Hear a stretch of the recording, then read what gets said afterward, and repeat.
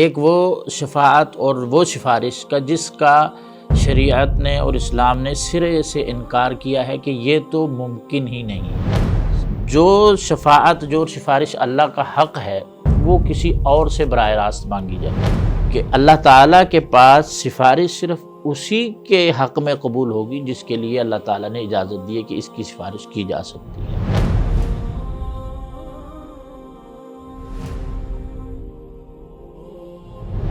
بسم اللہ الرحمن الرحیم، الحمدللہ رب العالمین والصلاة والسلام علی اشرف الانبیاء والمرسلین نبینا محمد وعلی آلہ وصحبہ اجمعین۔ ناظرین کرام، افکار و نظریات کے پروگرام کے ساتھ میں ہوں جمشید سلطان، اور میری طرف سے اور میری پوری ٹیم کی طرف سے آپ سب کو السلام علیکم۔ ناظرین، گزشتہ پروگرام میں ہم نے شرک کی اقسام اور اس کے امت پر پڑتے ہوئے اثرات اور دنیا میں اس کے کیا نقصانات ہیں، اس پر ہم نے گفتگو کی تھی۔ آج ہم جس اہم موضوع پر بات کرنے جا رہے ہیں وہ موضوع ہے شفاعت اور سفارش کا،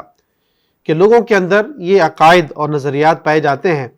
کہ جس طرح دنیا میں ہم اپنے کافی معاملات سفارش اور شفاعت کے ذریعے حل کر لیتے ہیں، تو اسلام میں اس کی کیا اہمیت ہے اور شفاعت کے بارے میں قرآن کریم اور احادیث نبویہ میں ہمیں کیا معلومات ملتی ہیں۔ ہم اپنے شیخ خالد حسین گورائے سے یہ سوال کرنے چلتے ہیں۔ جی شیخ صاحب۔ الحمدللہ رب العالمین والصلاة والسلام علی سید الانبیاء والمرسلین وعلی آلہ وصحبہ اجمعین، اما بعد۔ یہ انتہائی اہم موضوع ہے جو آپ نے اٹھایا ہے۔ عموماً ہم نے معاشرے میں یہ دیکھا ہے کہ لوگ یہ سمجھتے ہیں کہ دنیا میں اعمال کرنے کی اتنی زیادہ ضرورت نہیں ہے، کوتاہیاں کرتے ہیں اور نظریہ یہ بنا لیتے ہیں کہ قیامت والے دن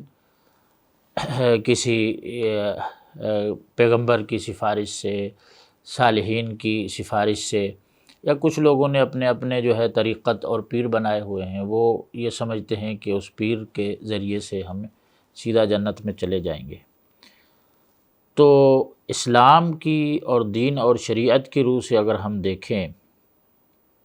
تو سفارش کا ایک تصور اور عقیدہ اسلام میں موجود ہے، لیکن سب سے پہلے یہ سمجھنے کی ضرورت ہے کہ سفارش ہے کیا چیز۔ سفارش یہ ہوتی ہے یا شفاعت یہ ہے کہ کوئی بھی شخص یا کوئی بھی ہستی کسی کے لیے اس کو فائدہ پہنچانے کے لیے یا اس کو نقصان سے بچانے کے لیے واسطہ بنتی ہے، تو یہ سفارش کہلاتی ہے۔ یعنی کہ کسی بھی شخص کو فائدہ دینے کے لیے یا اسے نقصان سے بچانے کے لیے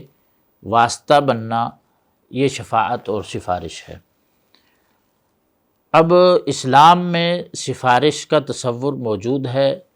قرآن مجید میں متعدد آیات ہیں، لیکن دو طرح کی سفارش کا قرآن مجید میں ذکر کیا گیا۔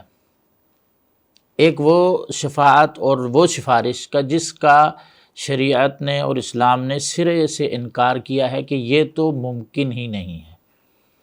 وہ کیا سفارش ہے جس کا اسلام نے انکار کیا ہے اور سرے سے اس کو رد کیا ہے؟ وہ یہ ہے کہ جو شفاعت جو سفارش اللہ کا حق ہے وہ کسی اور سے براہ راست مانگی جائے۔ مثال کے طور پہ کوئی بھی شخص براہ راست کسی پیغمبر کو درخواست کرتا ہے کہ آپ میری سفارش کریں قیامت والے دن۔ ان کی زندگی کے بعد عموماً لوگ جیسے نبی کریم صلی اللہ علیہ وسلم کے بارے میں یا دیگر صالحین کے بارے میں یہ کہتے ہیں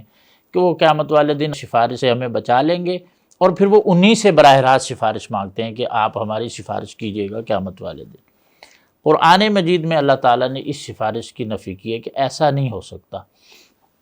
کہ کوئی بھی اپنی مرضی سے کسی کی بھی جس کی چاہے سفارش کرنا اس کی سفارش کر دے۔ اس لیے اللہ تبارک و تعالیٰ نے قرآن مجید میں ایک آیت میں ارشاد فرمایا کہ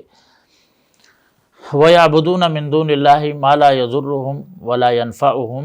وَيَقُولُونَ هَؤُلَاءِ شُفَعَاؤُنَا عِندَ اللَّهِ، کہ یہ لوگ اللہ تبارک و تعالیٰ کے علاوہ ان ہستیوں کی یا ان چیزوں کی عبادت کرتے ہیں جو انہیں نہ نقصان دے سکتی ہیں نہ نفع دے سکتی ہیں،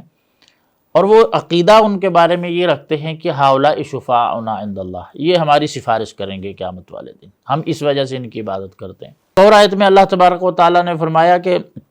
یا ایھا الذین آمنوا انفقوا مما رزقناکم من قبل ان یأتی یوم لا بیع فیہ ولا خلۃ ولا شفاعہ، کہ ایمان والو اللہ نے جو تمہیں رزق دیا ہے اس میں سے خرچ کرو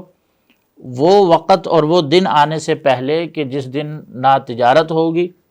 نہ کوئی دوستی یاری کام آئے گی، ولا شفاعہ، نہ کوئی سفارش کام آئے گی۔ اب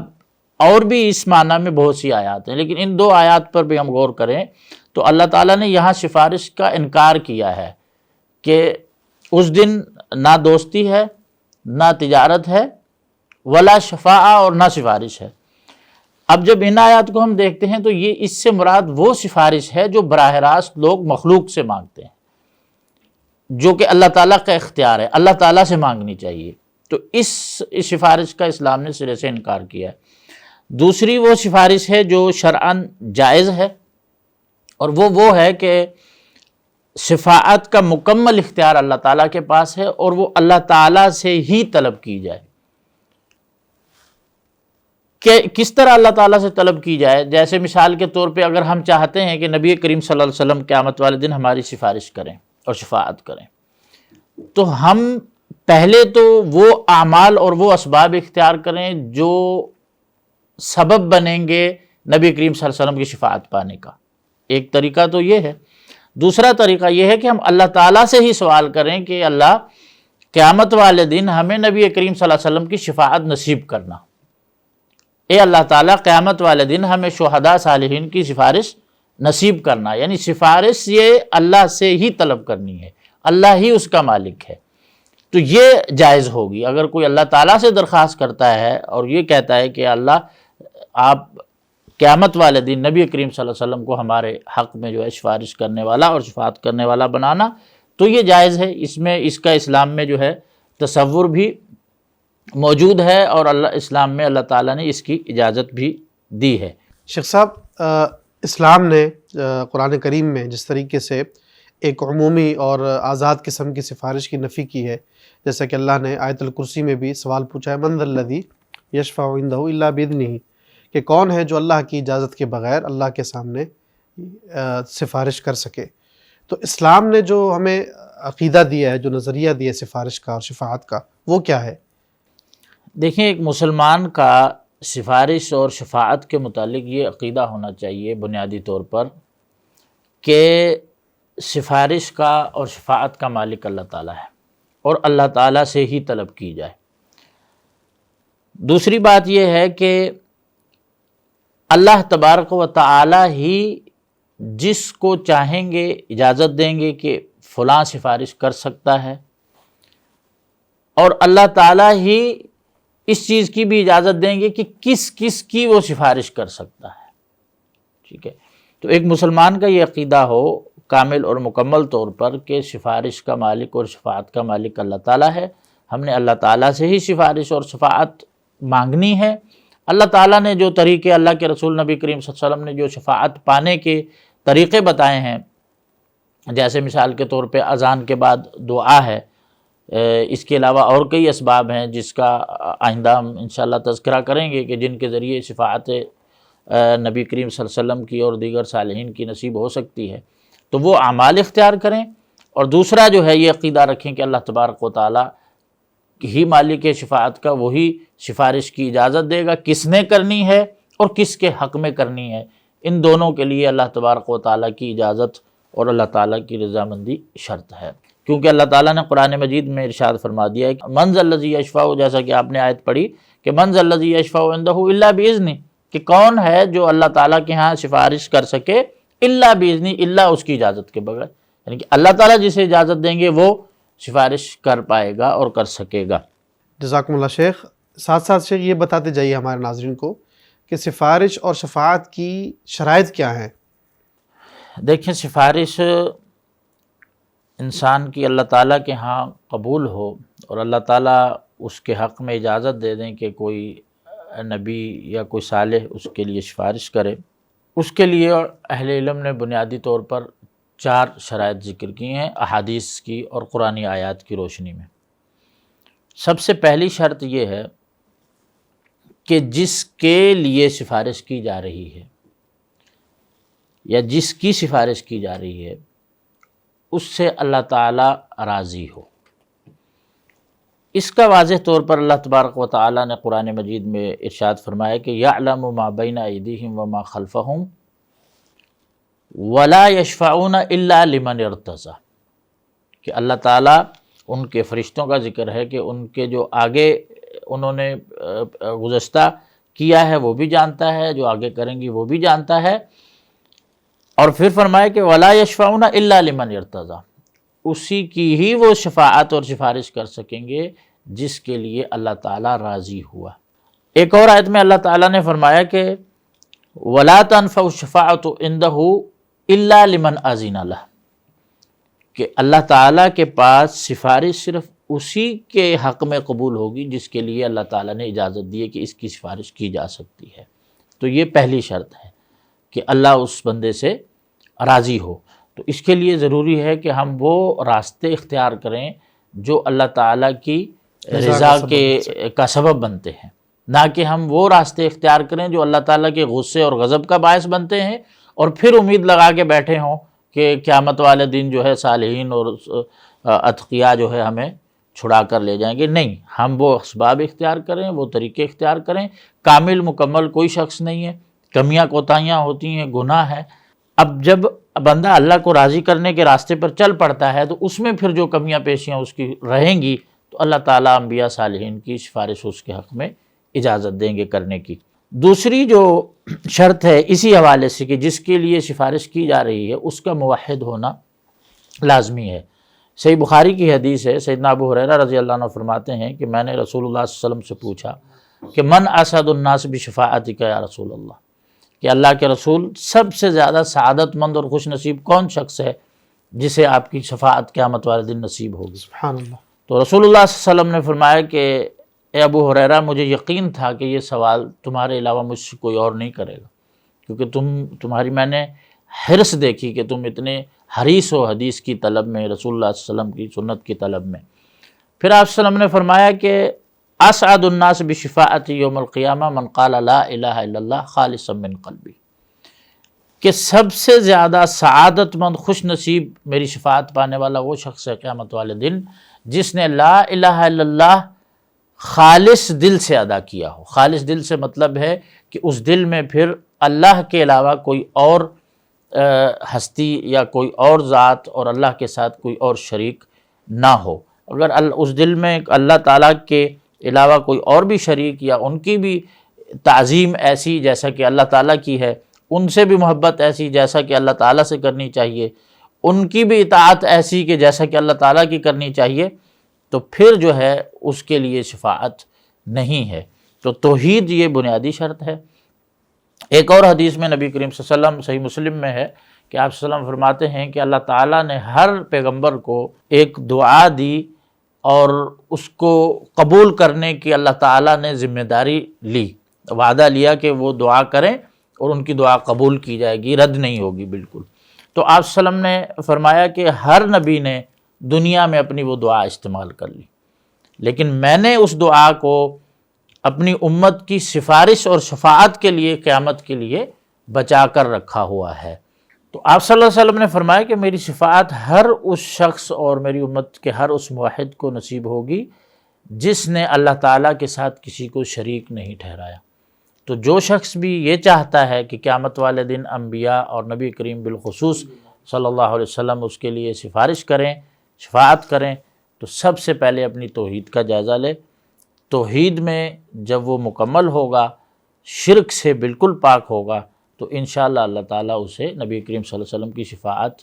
نصیب فرمائیں گے۔ تو یہ تو ہو گئی دو شرائط،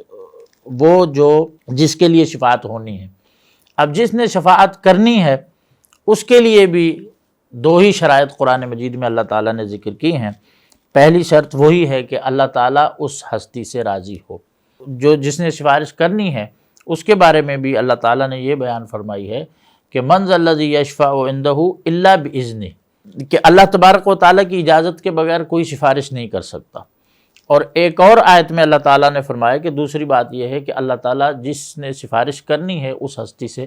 راضی ہو۔ اسی میں شیخ صاحب یہ نقطہ بھی ہے، جیسے شفاعت کبریٰ ہے جو قیامت کے دن پیارے پیغمبر نے نبی کریم صلی اللہ علیہ وسلم نے کرنی ہے، اس میں بھی تمام انبیاء اپنی اپنی باری میں انکار کر دیں گے کہ آج اللہ کے سامنے کوئی سفارش نہیں کر سکتا. تو اللہ کے رسول صلی اللہ علیہ وسلم کے پاس ساری امتیں آئیں گی، پھر وہ سفارش کریں گے. وہ اسی اجازت سے ہی ہے کہ اللہ رب العالمین نے یہ مقام نبی کریم جی نبی کریم صلی اللہ علیہ وسلم کو عطا کیا ہے، کسی اور کو اللہ تعالیٰ نے یہ عطا نہیں کیا. تو یہ بنیادی یہ شرط ہے کہ جو سفارش کر رہا ہے اس سے اللہ تعالیٰ راضی ہو، اور دوسری شرط یہ ہے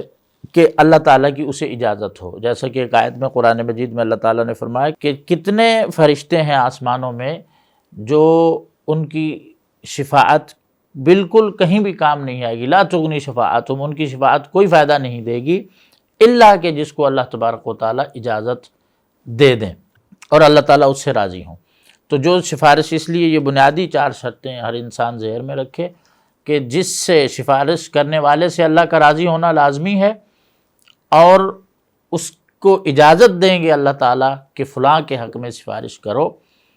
تو پھر وہ سفارش کر پائیں گے، ورنہ نہیں کر پائیں گے. جیسا کہ حساب کے قیام کے لیے آپ نے مثال ذکر کی کہ حساب کے قیام کے لیے اللہ نے کسی اور نبی کو سفارش کرنے کی اجازت نہیں دی، تو کوئی نبی سفارش نہیں کریں گے. حتیٰ کہ ان میں سیدنا ابراہیم خلیل ہیں، جن کے بارے میں اللہ تعالیٰ فرماتے ہیں کہ وَاتَّخَذَ اللَّهُ إِبْرَاهِيمَ خَلِيلًا، کہ میں نے ابراہیم علیہ السلام کو اپنا دوست بنایا، خلیل بنایا ہے. لیکن اس کے باوجود انہیں سفارش کی وہاں پر اس موقع پر اجازت نہیں ہے، وہ صرف نبی کریم صلی اللہ علیہ وسلم کو ہے. اسی طرح آگے بھی جو بھی مراحل آئیں گے تو اس کے لیے یہی شرائط ہیں بنیادی کہ جس کے لیے سفارش کی جا رہی ہے اس کے لیے اللہ کی اجازت بھی ہو، اور اللہ تعالیٰ وہ موحد ہو، اللہ اس سے راضی ہو، اور جو سفارش کرنے والا ہے اس سے بھی اللہ تبارک و تعالیٰ راضی ہو، اور اللہ نے اسے اجازت دی ہو کہ تم ان کے بارے میں سفارش کر سکتے ہو، تو پھر وہ سفارش جو ہے قبول ہوگی. اس کی ایک مثال نبی کریم صلی اللہ علیہ وسلم نے شیخ صاحب اپنی زندگی میں بھی دی تھی کہ آپ نے اپنے خاندان والے اصحاب کو، فاطمہ بنت محمد صلی اللہ علیہ وسلم کو اور دیگر اصحاب کو یہ کہا تھا کہ سلینی مما لی ما شئت تھی، کہ دنیا میں مجھ سے کچھ مانگنا ہو تو مانگ لو، آخرت میں تمہارے کسی کام نہیں آ سکوں گا. تو وہ بھی مثال اسی امت کے لیے ہے کہ اپنے اعمال پر ہی انسان جو ہے وہ اکتفا کرے اور محنت کرے، جستجو کرے، تو اللہ کی جس کو رحمت ہوگی اسی کو سفارش ملے گی. جی بالکل ایسا ہی ہے. نبی کریم صلی اللہ علیہ وسلم نے اپنی ساری زندگی میں اپنے صحابہ کو بھی یہی تعلیم دی، آل بیت کو بھی یہی تعلیم دی کہ وہ اللہ تعالیٰ کے ساتھ اپنا تعلق مضبوط رکھیں. جتنا اللہ تعالیٰ کے ساتھ تعلق مضبوط ہوگا اتنا اللہ تبارک و تعالیٰ کی رحمت اور شفقت ہوگی، اور جب اللہ کی رحمت اور شفقت ملے گی تو انشاءاللہ اللہ تعالیٰ نبی کریم صلی اللہ علیہ وسلم کی سفارش ہمیں نصیب فرمائیں گے. ہر مسلمان کو یہ اچھی طرح عقیدہ رکھنا چاہیے اور سمجھ لینا چاہیے کہ اللہ رب العالمین کسی کے سامنے مجبور نہیں ہے. عموماً لوگ جب سفارش کا ذکر کرتے ہیں تو وہ یہ کانسیپٹ دینے کی کوشش کرتے ہیں کہ شاید اللہ تعالیٰ صالحین کے آگے یا انبیاء کے آگے مجبور ہیں، ان کی بات کو ٹال ہی نہیں سکتے. حالانکہ اگر قرآن مجید کی تلاوت کریں، قرآن مجید کی تفسیر پڑھیں تو سیدنا نوح علیہ السلام نے اپنے بیٹے کے بارے میں کہا تھا کہ وہ میرے اہل میں سے ہے. اللہ تعالیٰ نے فرمایا نہیں، آپ کے اہل میں سے نہیں ہے، انہ لیس من اہلک انہ عمل غیر صالح، اس کے عمل صحیح نہیں ہے، وہ آپ کے اہل میں سے نہیں ہے. ابراہیم علیہ السلام نے اللہ تبارک و تعالیٰ نے فرمایا یجادلنا فی قوم لوط، قوم لوط کے بارے میں ہم سے جھگڑنے لگے کہ ان سے عذاب کو ٹال دیا جائے. تو اللہ تعالیٰ نے کیا فرمایا؟ اللہ تعالیٰ نے فرمایا کہ ابراہیم اعرض عن ھذا، کہ ہمارا فیصلہ آ چکا ہے، آپ اس معاملے میں ابھی جو ہے ہم سے بحث نہ کریں. تو مطلب یہ ہے کہ دنیا میں بھی اللہ تعالیٰ نے بتایا ہے کہ میں نے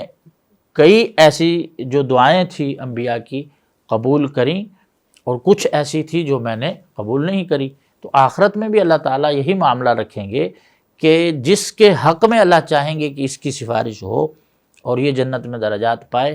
اسی کے حق میں اجازت ملے گی. اس کے علاوہ اپنی من مرضی کر نہیں ہے کہ ہم دنیا میں خود ہی اپنی طرف سے ہی کسی کا انتخاب کر لیں کہ بھائی میں نے تو اس کو مقرر کر لیا ہے، اب آخرت میں یہی مجھے جو ہے پلسرات کو پار کرائیں گے اور جنت میں لے کر جائیں گے. نہیں، یہ وہ جاہلی تصور ہے جس کے بارے میں شروع میں ہم نے آیت پڑھ کے آپ کو بتایا کہ یقولون ہؤلاء شفعاؤنا عند اللہ، کہ اپنی طرف سے معبود بنا لیے، ان کی عبادت کرتے رہے اور پھر دعویٰ یہ کرتے رہے کہ یہی ہماری سفارش کریں گے آخرت میں. تو اپنے عقیدے کی اصلاح کرنی چاہیے. سفارش کے بارے میں سفارش ہے، انبیاء بھی کریں گے، صالحین بھی کریں گے، شہداء بھی کریں گے، لیکن فرمائشی سفارش کا کوئی آخرت میں تصور نہیں ہے۔ شرائط کے ساتھ ہے، قواعد کے ساتھ ہے، اور وہ شرائط اور قواعد ہمیں قرآن اور حدیث سے ملیں گے، اس پر ہمیں عمل کرنا چاہیے، اس کا مطالعہ کرنا چاہیے۔ اللہ تبارک و تعالیٰ سب مسلمانوں کو سمجھ کی توفیق دے، انہ ولی ذالک والقادر علیہ۔ جزاکم اللہ شیخ صاحب۔ ناظرین کرام، آج کے افکار و نظریات کے پروگرام میں ہم نے ایک ایسا موضوع اختیار کیا جس کی پاداش میں پچھلی امتیں بھی تباہ و برباد ہوئیں۔ اگر ہم غور کریں، مسیحیت اس وقت دنیا کا سب سے بڑا مذہب ہے، لیکن ان کا اپنے نبی کے ساتھ یہی تعلق تھا کہ وہ یہ سمجھتے تھے کہ سیدنا عیسیٰ علیہ السلام نے سولی پر چڑھ کر نعوذ باللہ اپنی امت کے لیے قربانی دے دی ہے، اب یہ امت کچھ بھی کرتی رہے، حتیٰ کہ پیارے پیغمبر نبی کریم صلی اللہ علیہ وسلم کا انکار بھی کر دیں، لیکن سیدنا عیسیٰ علیہ السلام ان کی شفاعت کر لیں گے، جس کی پاداش میں اللہ تبارک و تعالیٰ نے ان کو کافر قرار دیا۔ اللہ تعالیٰ سے دعا ہے کہ اللہ تعالیٰ ہمارے افکار و نظریات کو قرآن اور سنت کے مطابق رکھے اور اسی پر ہمیں موت عطا کرے، اور اللہ سے ہم یہ بھی دعا کرتے ہیں کہ اللہ تعالیٰ اپنی رحمت، اپنی شفقت سے پیارے پیغمبر نبی کریم صلی اللہ علیہ وسلم کی شفاعت ہمیں اور ہمارے اہل و عیال اور تمام مسلمانوں کو نصیب فرمائے۔ یہیں پر اکتفا کرتے ہیں، انشاءاللہ اگلے پروگرام میں دوبارہ حاضر ہوں گے۔ سبحانک اللہم و بحمدک، اشہد ان لا الہ الا انت، استغفرک و اتوب الیک۔ السلام علیکم ورحمۃ اللہ وبرکاتہ۔